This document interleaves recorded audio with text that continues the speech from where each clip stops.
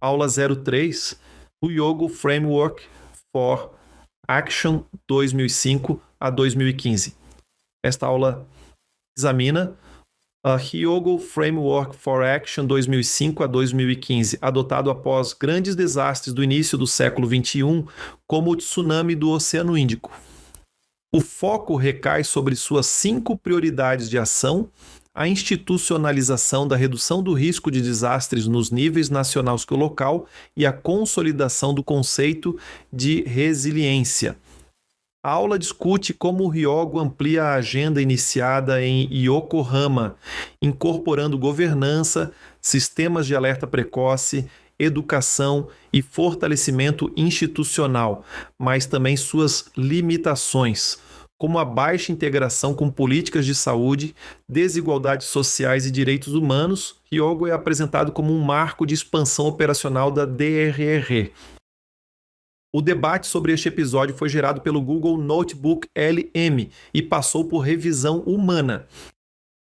Quando um desastre acontece, a gente é bombardeado com aquelas imagens da resposta, né? Equipes de resgate, doações, toda aquela mobilização heróica. Sim, o foco é sempre no depois. Exato. Mas e se eu te disser que a batalha mais importante, ela já foi perdida ou ganha anos antes, em salas de reunião, em códigos de construção, no planejamento de uma cidade? Hoje a gente vai mergulhar fundo num plano global que tentou, assim, virar esse jogo de cabeça para baixo. O Marco de Ação de Hyogo. Esse mesmo, o Marco de Ação de Hyogo 2005-2015. Nasceu numa conferência da ONU lá no Japão. A nossa missão aqui é investigar a ambição por trás desse documento. Ele foi um plano genial no papel ou, talvez, idealista demais para o mundo real? É uma ótima pergunta. A ideia era nada menos que trocar uma cultura de reação pelo desastre por uma de prevenção, de resiliência. Ok, vamos desvendar isso. E para a gente sacar o peso disso, é fundamental entender o contexto. Onde e quando isso aconteceu. Certo. A conferência foi em Kobe, no Japão. 10 anos antes, a cidade tinha sido, arrasada por um terremoto. Então, o debate não era nada teórico, sabe? As cicatrizes estavam ali, visíveis. A memória era muito recente. Muito. E o problema era global, estava saindo do controle. No começo dos anos 2000, os desastres afetavam, em média, mais de 200 milhões de pessoas. Por ano. 200 milhões! É um número absurdo. E não era só perda de vidas. Era o fato de que o único evento climático podia apagar décadas de desenvolvimento de um país, especialmente os mais pobres. Era um ciclo perverso, entende? Como assim? A pobreza aumentava a vulnerabilidade, essa vulnerabilidade levava a desastres piores, e esses desastres geravam mais pobreza. O Marco de Hyogo foi, no fundo, uma tentativa de quebrar essa lógica. E, para quebrar a lógica, o primeiro passo era diagnosticar o problema de verdade, não só o sintoma. O documento reforça aquela definição clássica de risco, que é a combinação do perigo, um furacão, com a nossa vulnerabilidade a ele. Certo, o básico. Mas o ponto crucial, e aqui que a coisa começa a ficar bem interessante, é o foco que ele dá nas vulnerabilidades criadas por nós mesmos. Ah, sim. Ele lista coisas como urbanização descontrolada, degradação ambiental, mudanças climáticas. Basicamente, ele aponta o dedo e diz: olha, a culpa não é só da chuva, é de onde e como nós decidimos construir nossas casas, nossas vidas. Isso muda tudo, não muda? Muda completamente o jogo, porque tira o desastre da categoria de fatalidade, de ato de Deus, e coloca na categoria de consequência. Exato. Consequência das nossas escolhas. Justamente. O marco anterior de Yokohama, de 94, já tinha sido importante, mas uma revisão mostrou que o progresso era lento demais. E o documento de Hyogo é, brutalmente honesto sobre as falhas. E quais eram essas falhas? Ele identificou 5 lacunas gigantescas. Primeiro, falta de leis e políticas claras, ou seja, de governança. Segundo, falha em mapear e monitorar os riscos. Terceiro, pouco investimento em conhecimento, em educação. Quarto, quase nenhuma ação para reduzir as causas profundas do risco. As causas profundas? Isso. E por último, uma preparação para a resposta que ainda era muito, muito fraca. A sacada genial aqui foi eles admitirem que não dá para falar em reduzir risco de desastre sem falar em desenvolvimento sustentável e combate à pobreza. Ah, então eles conectaram tudo. São 3 pernas do mesmo tripé. Se uma quebrar, tudo desmorona. Certo, então o diagnóstico era claro. A gente estava construindo o nosso próprio risco. Com base nisso, eles criaram um plano de 10 anos com 5 grandes prioridades. Mas, em vez de só listar, vamos tentar entender a lógica por trás delas. Boa. A primeira era sobre tornar a redução de risco uma prioridade nacional e local. Isso soa bem, né? Mas na prática, significa convencer políticos a investir dinheiro num desastre que, com sorte, nunca vai acontecer. Qual foi a estratégia para vencer essa barreira? A estratégia foi dupla: institucionalizar e descentralizar. Ok, o que isso quer dizer? Institucionalizar significa que a redução de risco não podia mais ser um projeto isolado de um ministério. Tinha que ter lei, tinha que ter orçamento fixo, tinha que ter uma cadeira na mesa onde as grandes decisões do país são tomadas. Entendi. Por isso a ideia de mecanismos nacionais multissetoriais, que é um nome complicado para dizer.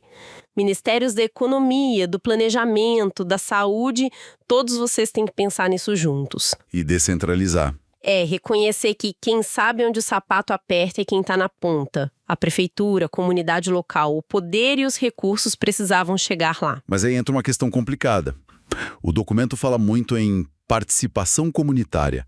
Isso não corre o risco de virar só um teatro, sabe? Como assim um teatro? Onde a comunidade é consultada só para dizer que foi ouvida, mas as decisões de verdade continuam sendo tomadas por engenheiros e políticos na capital que não conhecem a realidade local. Esse é o risco, com certeza, e é uma crítica constante na implementação de políticas assim.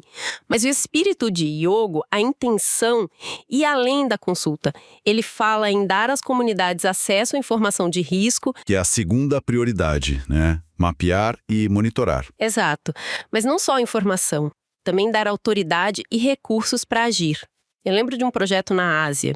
Eles distribuíram mapas de risco super detalhados, impressos, cheios de dados técnicos. Ninguém usou. Imagino. Depois, em outra comunidade, eles financiaram um grupo de teatro local. O grupo criou uma peça sobre o risco de enchente e o que fazer. Funcionou perfeitamente. Que incrível! É isso que sistemas de alerta centrados nas pessoas, outro conceito-chave do marco, significa na prática. O alerta não é o som da sirene. O alerta é a mudança de comportamento que ele provoca. E para isso, ele precisa falar a língua da cultura local. E educação para criar uma cultura de segurança. O documento fala em colocar o tema nos currículos escolares. Isso me parece uma aposta de longuíssimo prazo. É de longo prazo, mas é indispensável. Mas quão eficaz isso pode ser quando as ameaças, tipo as mudanças climáticas, estão se acelerando tão rápido? Você não muda uma mentalidade da noite para o dia. A ideia é que uma criança que aprende na escola sobre por que não se deve construir na beira de um rio ou numa encosta instável... Se torna um adulto mais consciente. Exato, um adulto que cobra isso do poder público ou que pelo menos não comete o mesmo erro. Mas não é só isso. Essa prioridade também falava em conectar a ciência com a prática e, de forma muito visionária para a época, em valorizar o conhecimento tradicional e indígena. Ah, isso é muito importante. Muitas vezes, uma comunidade ribeirinha sabe muito mais sobre o ciclo de cheias de um rio do que qualquer modelo de computador. Yogo dizia, esses conhecimentos precisam conversar. A cultura de segurança é a soma da ciência de ponta com a sabedoria ancestral. Ok, até aqui a gente está falando de organizar a casa, mapear os problemas, educar as pessoas. Mas agora a gente chega na quarta prioridade: reduzir os fatores de risco subjacentes. Você mencionou que era uma das grandes lacunas. Sim. Lendo o documento, essa me parece a parte mais revolucionária e, honestamente, a mais difícil. É aqui que o plano para de ser sobre gestão de desastres e vira uma agenda para a sociedade inteira. Exatamente. Essa é a grande virada de chave. O coração de Yogo. As outras prioridades lidam com o risco que já existe. Esta aqui é sobre parar de criar risco novo, E por que ela é tão difícil? porque ela mexe com interesses econômicos poderosos. O Marco está dizendo que a política de desastres não é um setor isolado. Ela é política de saúde, quando defende hospitais seguros, que não podem desabar justo quando a população mais precisa deles. Certo. Ela é política de urbanismo, quando fala em planejamento do uso do solo. Ela é política econômica, quando sugere diversificar a renda de agricultores para que uma única seca não destrua a vida de uma região inteira. Peraí, então o documento está basicamente dizendo que uma decisão sobre onde aprovar um novo condomínio de luxo numa área de mangues ou uma nova fazenda de monocultura são, na verdade, decisões de defesa civil? Bingo! Essa conexão não é nada óbvia para a maioria das pessoas, muito menos para os tomadores de decisão que estão focados no crescimento econômico de curto prazo. Precisamente. E essa é a batalha central. Reduzir fatores subjacentes soa ótimo no papel, mas na prática significa dizer não para muitos projetos de desenvolvimento. Projetos lucrativos. Lucrativos hoje, mas que vão gerar uma conta impagável no futuro na forma de um desastre. Significa forçar construtoras a usar materiais mais caros, só que mais seguros.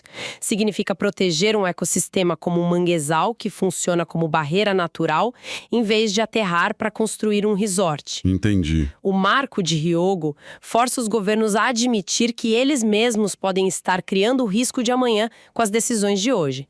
E qual governo tem coragem de frear o progresso visível de hoje em nome de uma catástrofe invisível de amanhã? É um dilema brutal. E mesmo com todo esse esforço de prevenção, o Marco reconhece que desastres ainda vão acontecer.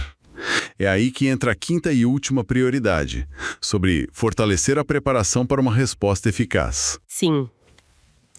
Isso não soa um pouco como uma contradição? Se o foco é na prevenção, por que se preocupar tanto ainda com a resposta? Não é uma contradição, é pragmatismo. É o reconhecimento humilde de que o risco zero não existe. Não tem como eliminar completamente. Não. Você pode fazer tudo certo, mas um terremoto acima da escala prevista ou um furacão de uma categoria nunca antes vista pode acontecer. A prevenção reduz a probabilidade e o impacto, mas não elimina a ameaça. A preparação é a rede de segurança. Perfeito.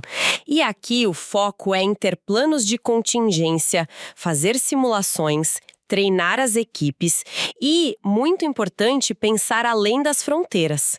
O documento enfatiza a cooperação regional. Para que um país ajude o outro. Exato. A ideia é que, se um desastre for grande demais para um país, os vizinhos já tenham um mecanismo combinado para ajudar de forma rápida e coordenada, sem esperar semanas por burocracia. Ok, o plano é ambicioso, é abrangente, mas no final do dia a pergunta é: quem paga a conta e quem faz o trabalho? O documento deixa claro que a responsabilidade principal é de cada estado, mas também fala muito em cooperação internacional, no papel de outros atores, como essa teia de responsabilidades deveria funcionar. A ideia era um ecossistema de responsabilidades.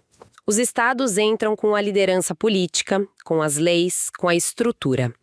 As organizações internacionais, como a ONU e o Banco Mundial, entram com o apoio técnico, com a grana para projetos, com a disseminação do conhecimento. Certo. E aí vem um ponto crucial. O setor privado e a sociedade civil são chamados de partes interessadas vitais. O documento incentiva parcerias público-privadas. Mas aí não temos outro conflito de interesses em potencial? O objetivo primário de uma empresa é o lucro. O do Estado, teoricamente, é o bem-estar público. Na hora de reconstruir uma cidade, por exemplo, como garantir que o interesse da comunidade em ter uma infraestrutura mais segura, mais resiliente, não seja atropelado pelo interesse de uma construtora em fazer o trabalho da forma mais rápida e barata possível? Esse é o nó da questão. E o documento não oferece uma resposta mágica, mas aponta o caminho.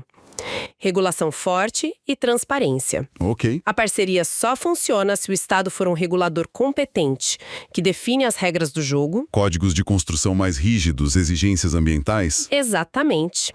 E que fiscaliza o cumprimento. Sem um governo forte e transparente, a parceria pode sim levar a uma reconstrução que cria mais risco do que o que existia antes. O setor privado é visto como um motor de inovação e investimento, mas o leme tem que estar nas mãos do poder público, representando o interesse da sociedade. Fazendo uma recapitulação, então, a mensagem do Marco de Hyogo parece ser uma mudança filosófica profunda. Sair da lógica da ambulância, que chega depois do acidente, para a lógica do engenheiro de tráfego, que projeta ruas mais seguras para que o acidente nem aconteça. É uma ótima analogia. A ideia de que resiliência não se constrói nos escombros, mas nas decisões diárias sobre onde moramos, o que ensinamos e como governamos. Exato. É uma redefinição do que significa segurança. E isso nos leva a uma reflexão final para quem nos ouve. O Marco de Hyogo foi um plano para a década de 2005 a 2015. Já se passou quase outra década desde que ele terminou e foi substituído por um novo acordo. O mundo mudou imensamente nesse tempo. Demais. E essa é a provocação que fica. O documento de 2005 apontou urbanização não planejada, degradação ambiental e mudanças climáticas como os grandes motores do risco. Olhando para o mundo de hoje, com megacidades ainda mais populosas, com a crise climática se tornando uma emergência inegável, fica a pergunta: será que a gente subestimou a velocidade com que esses fatores de risco iriam crescer? E talvez a questão mais importante: a ambição de Hyogo de integrar a redução de risco em tudo que a gente faz ainda é o caminho certo ou a escala dos desafios de hoje exige algo ainda mais radical? Este curso da Hopeful Brasil apresenta a evolução da agenda de desastres da ONU dos anos 1970 ao Sendai Framework 2015 a 2030. A partir dos marcos de Yokohama, Hyogo e Sendai, analisa a transição da resposta emergencial para a redução do risco de desastres, destacando vulnerabilidade social, governança e métricas globais. O curso oferece uma base crítica para compreender os frameworks internacionais que orientam a gestão contemporânea dos desastres,